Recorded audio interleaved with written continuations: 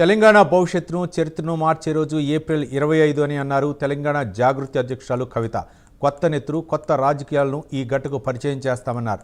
అందుకు అంతర్జాతీయ స్థాయి నిపుణులతో మాట్లాడుతున్నామన్నారు. అద్భుతమైన ఎజెండాను సిద్ధం చేస్తున్నామని చెప్పారు. ప్రశ్నిస్తాం, పోరాడతాం, పరిష్కరిస్తామనే నినాదాన్ని ఎత్తుకున్నారు. ప్రజా సమస్యలను కాంగ్రెస్, బీఆర్ఎస్లు పట్టించుకోవటం లేదన్నారు కవిత. ప్రతి ఒక్కరి నోట జాగృతి మాటే వినిపిస్తుందన్నారు.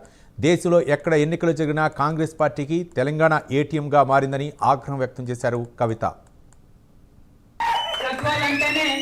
మన అమ్మ జోగులమ్మ, ఆ అమ్మవారి దయతోని ఖచ్చితంగా రాష్ట్రం అంతా బాగుంటుంది.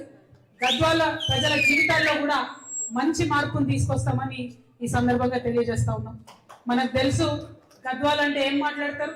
ఒక పక్క చేనేత కష్టాలు, ఇంకో పక్క సీడిపత్తి కష్టాలు, ఇంకో పక్క దేశంలోనే అత్యంత వెనుకబాటుతనం ఉన్న ఐజా లాంటి మండలాలు.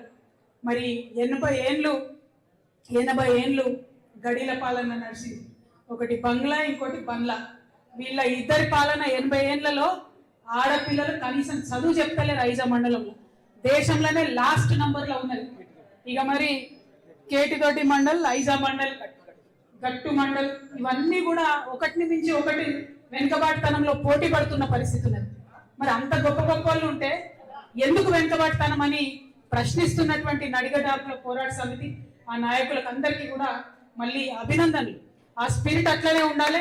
ఎందుకంటే పోరాటం ఇంకా కొంచెం కొనసాగుతుంది.